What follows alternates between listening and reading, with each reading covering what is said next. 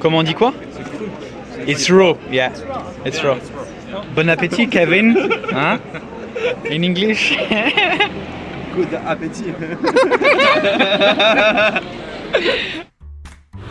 Bonjour les amis, je suis à Paris avec... What's your name? I didn't understand what you said. Je suis avec ma copine, elle m'a rejoint en France, elle vient des Philippines. Et aujourd'hui, on va aller voir mes amis, ils m'attendent à la terrasse d'un restaurant et on va parler ensemble d'un sujet qui est souvent très intéressant pour les étudiants français, c'est de savoir comment les Français parlent anglais. Et surtout, est-ce qu'ils sont sympas avec les gens qui ne parlent pas français. Non, c'est bon, tout café. Deux cafés. Deux cafés. Ouais, moi je vais prendre un cappuccino. Un cappuccino. Moi un café s'il vous plaît. Et un expresso. Est-ce qu'on peut avoir la carte pour les desserts aussi? Oui, bien sûr.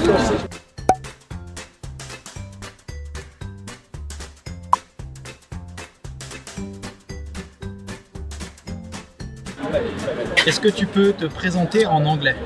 Welcome to Paris. I am Kevin. I live in Paris. Quel âge as-tu? 27. Ok. And I work in financial market in a suite of Faubourg Saint-Honoré since 6 years ago, and I work every day for my objective. My objective is it's very difficult to speak in English. Okay. Ben, you talk a bit English, you? Yes, a little bit. Okay. Hello everybody, my name is Ben. I'm a old friend of Nelson. I'm very glad to meet here today. We take lunch, French lunch, so it was nice. I work on politics. I work in the lobbying cabinets. Before that I work in European Parliament in Brussels. So we're still friends with Nelson, even if we didn't live in the same country for a long time. Kevin, pourquoi tu penses que les Français sont mauvais en anglais? Parce que déjà les Français n'aiment pas s'adapter aux étrangers, ça c'est un truc très important. Le parcours scolaire est très compliqué, on fait beaucoup d'heures mais au final il n'y a pas de concret, il n'y a pas d'objectifs finaux. Ben, t'en penses quoi toi? Tu penses que les Français ils parlent bien anglais maintenant? Non, il y a du changement? je pense qu'il y a beaucoup de lacunes au niveau des Français, de la population française, il y a beaucoup de lacunes. Je pense que, comme disait Kevin, il y a peut-être un petit problème d'ouverture d'esprit à la base.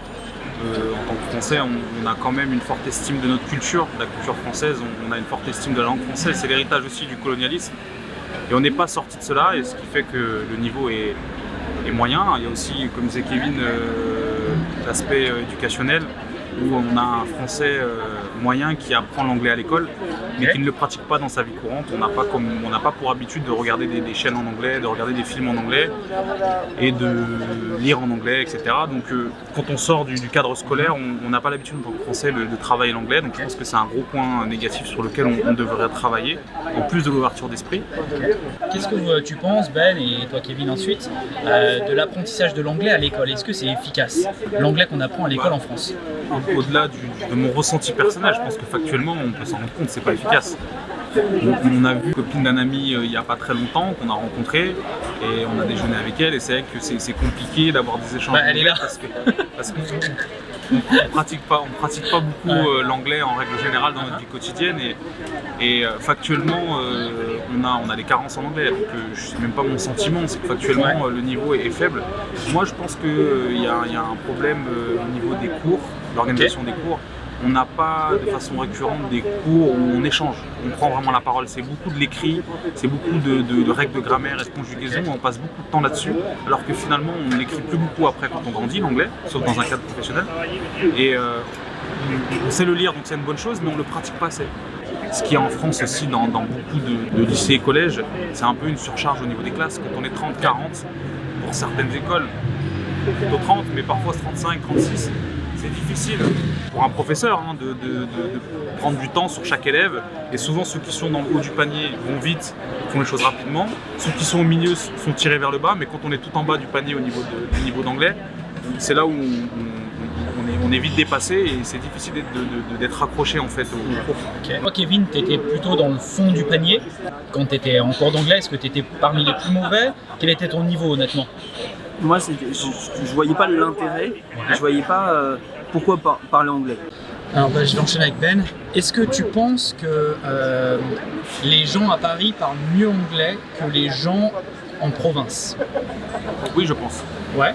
Je pense que de toute façon, plus on vit dans une aire urbaine qui est dense, dans une grande ville, une métropole, plus on a de chances d'avoir des interactions avec les étrangers, les touristes. Donc finalement, on va être forcé à mieux parler anglais. Et puis il y a tous ceux qui sont commerçants, avec le nombre de touristes qu'il y a dans les grandes villes, et notamment à Paris, il y a une petite obligation d'avoir des bases en anglais. Et c'est vrai que quand on vit en province, moi je prends l'exemple de mes parents qui ne parlent pas anglais, ils ont zéro interaction en anglais. Okay. Donc ils n'ont pas d'obligation à parler anglais, si ce n'est quand ils partent en voyage. Mais il y a certainement, tu as mis le doigt sur quelque chose qui est assez vrai, il y a une vraie fracture entre ceux qui vivent dans les très grandes villes, et notamment les jeunes, et puis ceux qui vivent dans des petites villes en province. Et je pense qu'il y a aussi la fracture générationnelle. Okay. C'est-à-dire que plus on va être jeune, plus on va être intéressé vers l'international, plus on va être imprégné d'une culture qui est américanisée, comme le disait Kevin. Donc on va avoir des facilités en utilisant les réseaux sociaux, etc. Mais les anciennes générations, je pense que c'est trop tard. Ok, j'enchaîne avec toi Kevin. Est-ce que Kevin, tu penses qu'un étranger qui vient en France sans savoir parler français, est-ce qu'il peut se débrouiller à Paris par exemple? Tout à fait. Aujourd'hui, à Paris, surtout à Paris, il y a 80% des serveurs, si vous allez au restaurant, parlent anglais. Okay. C'est quand même Paris, la ville la plus touristique au monde. Donc si on ne parle pas anglais un minimum, et c'est même marqué quand sur les cartes. Voilà, il y a des cartes en anglais, mais aussi un truc important, c'est que si vous voulez un job et être serveur, il faut parler en prérequis, c'est l'anglais. Ok, j'ai une question. Après, moi, je peux rebondir là-dessus. Ouais. Parce que je trouve vachement intéressant ce que disait Kevin, mais je suis convaincu qu'on peut se débrouiller à Paris et trouver des personnes qui parlent anglais dans les commerces, dans les restaurants, mais pour avoir des échanges profonds et créer du lien avec des gens, si vous êtes un jeune et que vous allez sortir en boîte de nuit, que vous allez aller dans les bars, etc., vous allez pouvoir créer du lien avec des Français, des Parisiens qui parlent anglais, même des étrangers qui sont ici en France et qui sortent également.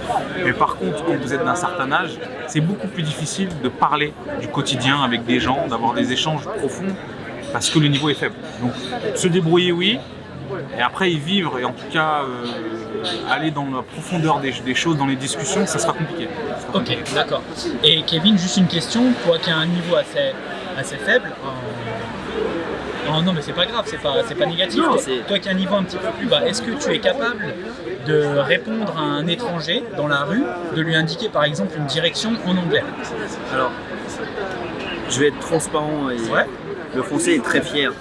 Et donc quand un anglais te pose la question pas l'anglais, on va tout de suite dire yes. Ok, d'accord, c'est intéressant. Ça c'est un truc très important, typique français, et il vous demande la route, et au final vous allez lui répondre quelque chose, et je pense qu'il n'a pas encore trouvé sa route. Donc tu vas lui dire une chose fausse par fierté, plutôt que de lui avouer que tu parles pas anglais. Tout à fait. D'accord. T'es pareil toi Ben ou pas? Non, moi j'ai déjà travaillé en anglais, j'ai un petit niveau, donc je suis capable d'indiquer le chemin à une personne qui se serait perdue. Je suis capable aussi d'avoir une discussion, mais c'est assez marrant ce que disait Kevin, c'est vrai que c'est très français, on a une haute estime de notre culture, de notre patrimoine, de notre place dans le monde. Et malheureusement, on peut être déconnecté avec la réalité. La réalité, c'est qu'aujourd'hui, on est un pays normal. Là. Si tu rencontres un Anglais, par exemple, qui fait des fautes de français et qui essaye de parler français avec toi, comment tu réagis? Est-ce que tu vas parler avec lui en français? Est-ce que tu vas parler avec lui en anglais? Est-ce que tu vas être tolérant? Ouais. Alors moi, là encore, c'est une réponse personnelle. Ça ne concerne pas tous les Français. Personnellement, j'ai une double culture, mon père est d'origine sénégalaise. Moi, je ne parle pas le Wolof, qui est la langue sénégalaise comme mon père parle. Donc j'ai une tolérance quand même assez grande, parce que je sais ce que ça fait de ne pas avoir une parfaite expression dans une langue qu'on ne maîtrise pas parfaitement. Donc je suis assez tolérant. Pour ce qui est après de la moyenne des Français, je pense que le Parisien notamment peut être assez speed, peut être assez tendu dans sa journée et peut vite perdre patience et parfois être assez désagréable avec quelqu'un qui fait des fautes. Mais en règle générale, le français moyen accepte quand même l'idée que la langue française est difficile et donc il y a une relative tolérance pour les personnes qui essayent de s'exprimer, c'est vraiment apprécié. Quelqu'un qui essaye, même s'il fait des fautes, on va apprécier, en tout cas c'est mon avis. Petite particularité pour les Parisiens qui sont parfois un petit peu désagréables. Mais pas ouvert d'esprit, pas open-minded. Donc toi par exemple, est-ce que tu es d'accord avec ce qu'a dit Ben? Est-ce que tu vas essayer de parler anglais avec un étranger ou est-ce que tu vas parler français et pas faire d'efforts? Deux scénarios. Si la fille est mignonne? Non, pas du tout, ça va dépendre du mood. Okay. Du mood du moment. Okay. Si j'ai envie de parler anglais, je vais parler anglais. Ou sinon je vais me taire et je vais aller voir ailleurs. Okay, mais après, le Parisien est quand même pas très ouvert et très refermé avec lui et va pas trop vers les autres. Okay. Pas très sociable. Selina, so you don't talk French at all, or just a little bit? Just the basic. Yeah, we are in Paris. Can you survive in France and in Paris without talking French? What is your experience? Yeah, I can survive. Okay. I can survive. Explain me, how do you do? I speak English. It's a universal language. Yeah, and do French people understand you when you speak English, when you go to the bar and I everything? believe so, yeah. Just earlier I asked someone to help me with the bag and because I was lost in the metro. And it's worked? Yeah, I understand their English. It's not, it's not that broken. It's not that complicated. So I guess I can survive. Okay. So you can affirm to our friend that they can came here in France without speaking the good French language. Yeah. Ouais. Yeah. Okay. We can come in France without speaking French at all. Oh yeah. I guess you can just try to learn the basic, which is merci, bonjour. Nice. But actually, yeah, you can without speaking French. And what do you think of the level of the French people in English? I'd Honestly. say 50-50. 50-50. Yeah, 50. It's not that good. It's So not that- Kevin is bad and Benjamin is good. No. Like The you know what I people mean, around. the people around, Okay. yeah, I'd say. Okay. I'd say, yeah, 60-50, something like that. Ben, si tu avais une chose à dire à un étranger qui a peur d'aller en France parce qu'il parle pas bien français, qu'est-ce que tu lui dirais? Ok. Alors je commencerai par dire que la France est le plus beau pays du monde, donc que vous parliez français ou non, il faut venir en France, pas seulement à Paris, parce que la France c'est un grand pays quand même, en termes de superficie par rapport à d'autres, et il y a plein de paysages qui sont différents, plein de villes qui sont différentes, donc je pense que la France est un pays à voir, que Paris est également une ville à voir, et que de toute façon si vous aimez voyager, vous viendrez à Paris, parce que c'est une ville qu'il faut faire dans sa vie, et je pense qu'aujourd'hui, en 2021, il ne faut pas se mettre de barrières par rapport à la langue et il faut faire ce que l'on a envie soi et pas se calquer sur les personnes qui habitent dans tel ou tel pays ou les réactions qu'ils pourraient avoir en fonction de notre niveau de langue. Je pense que c'est important de s'assumer pleinement et de passer le pas. Si vous n'avez pas un français parfait, welcome here in France. Vous êtes les bienvenus ici à Paris et ne vous inquiétez pas, vous allez passer un très bon séjour. Ok, cool.